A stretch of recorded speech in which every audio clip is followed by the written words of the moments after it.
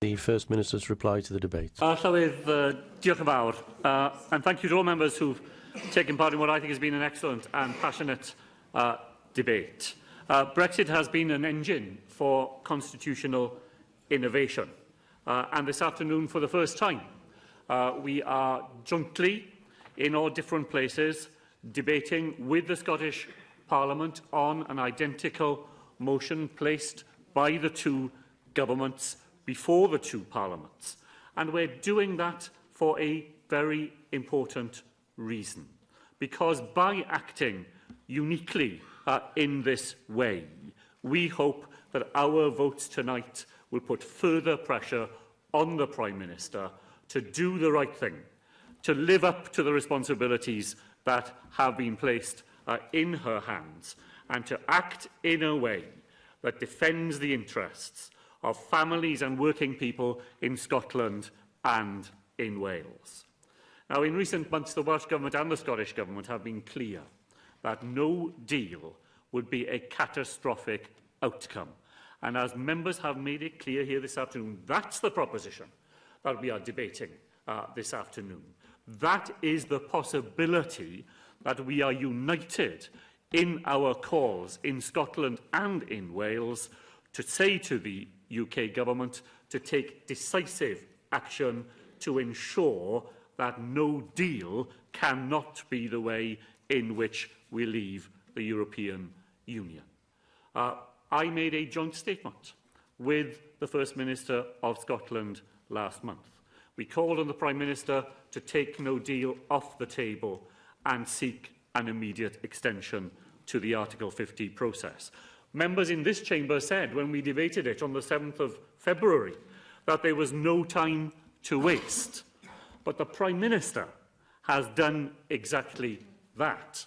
She has relied on a tactic of running down the clock to force a choice between her damaging deal and no deal. And she has succeeded in persuading even as reasonable an individual as David Melding that that is the choice that we face. But it's not the choice, Llywydd. It's not the choice that we have to face. It is not a choice that whole swathes of Mrs May's own cabinet are prepared to take. They don't believe that her deal is the best deal, and neither do we. Now, the Prime Minister says that keeping no deal on the table strengthens her hand in the negotiations.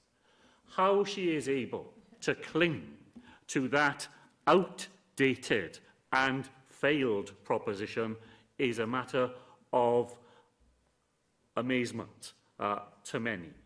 And it is certainly not the case that it is doing us any good now. Jeremy Miles, in opening the debate, said that I had been in Brussels and in Paris last week holding St David's Day events on behalf of Wales.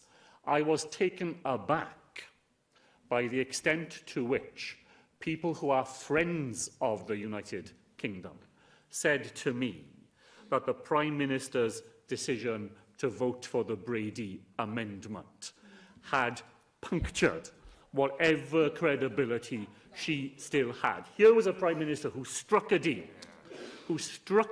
with the European Union and then was prepared to vote against the deal that she herself had struck. Any sense that keeping no deal on the table is somehow strengthening her hand in those circumstances bears no resemblance to the reality of the situation at all. What is real is that the risk of no deal strengthens. We heard the true voice of no-deal Brexit in the chamber here this afternoon.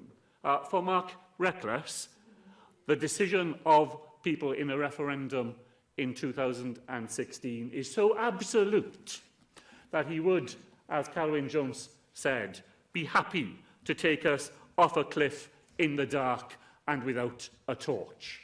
I apologise, Minister, for intervening, but there is one point that has disturbed me, something that Mark Reckless said, which surprised me, I have to say, when he said that we should have the opportunity to impose large tariffs on Irish beef. Yes.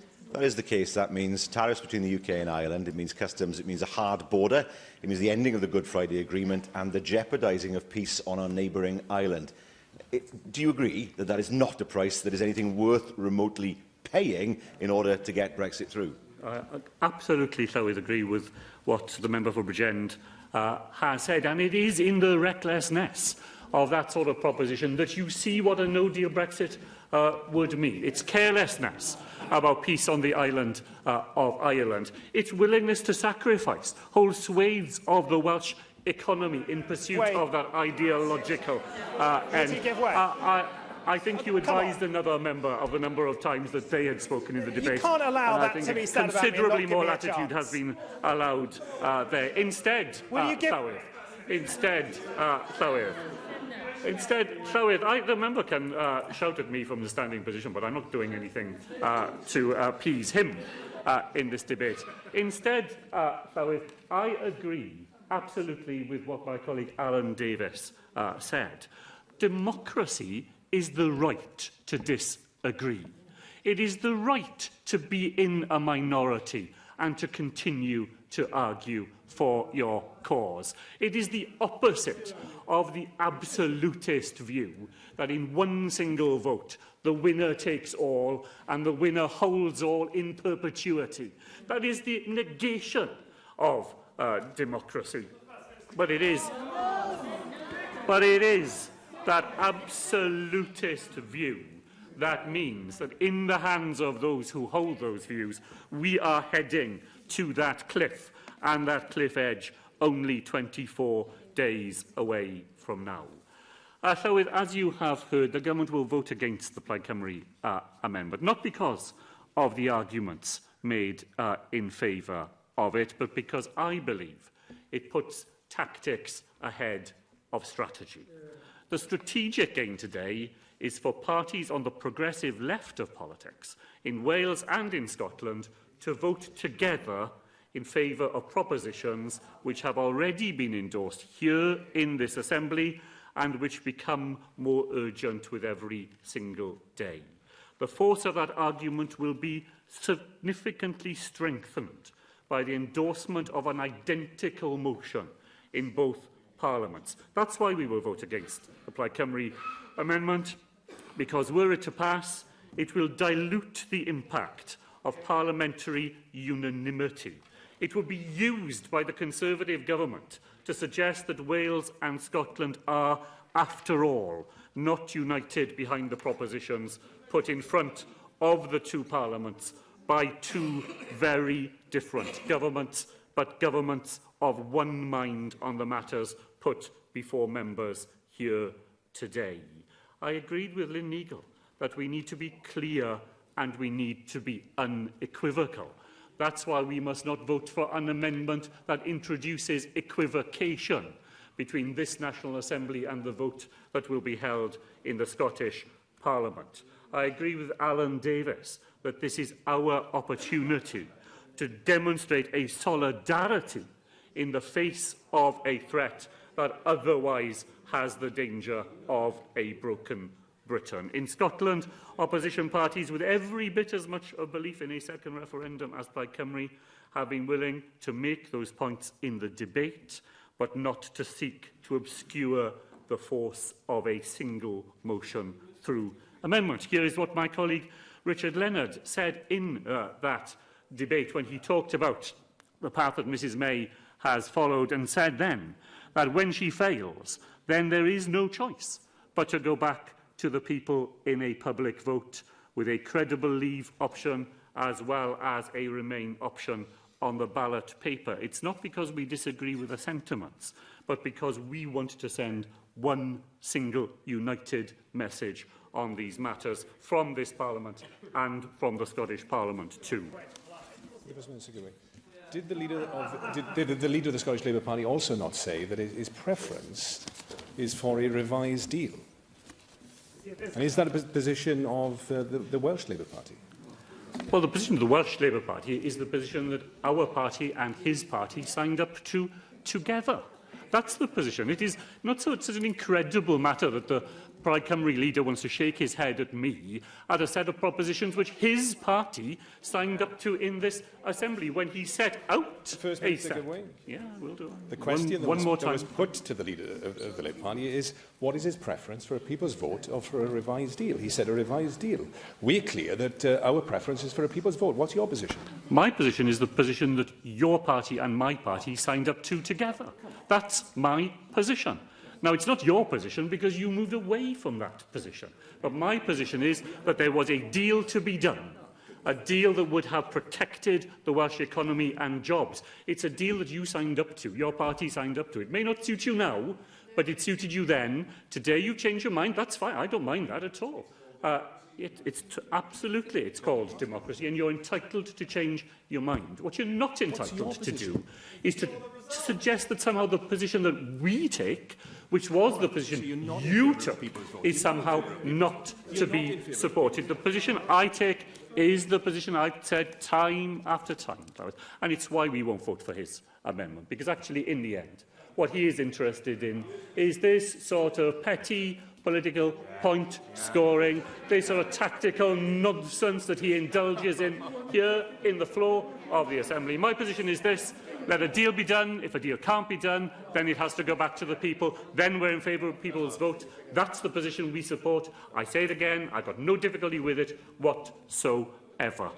So let me move to a close, by quoting what my colleague, the Scottish First Minister, said about today's debate. She said, "It is worth emphasising that this is the first occasion in 20 years of devolution. The Scottish and Welsh Parliaments have acted in unison in this way. We have been brought together by our dismay, bordering now on despair at the UK Government's approach to Brexit. The motion provides the basis, even at this late hour, for a more sensible and less damaging approach. By doing so, it allows us to act in the interest not just of our own constituents, but of the UK as a whole, indeed of Europe as a whole. I commend it," Nicola Sturgeon said, "I commend it, and hope that members both of the Scottish Parliament and our friends in the Assembly will vote for it this evening. With Llywyd, I commend it too. I agree with Derek Jewell. This is not a parlour game. Let us speak with one voice on one common proposition. And as the UK Government moves to a set of decisive votes next week, let us leave no one in any doubt of the views of Scotland and of Wales. Vote for the proposition put by this Government in front of this Assembly, by the Scottish Government in front of the Scottish Parliament, and let us speak in that common voice and in a common cause, because that is the way in which we will maximise our influence and put that pressure we need to bring on the Prime Minister to do the right thing and to ensure that the interests of our people are put at the heart of the deal that she will strike with the European Union.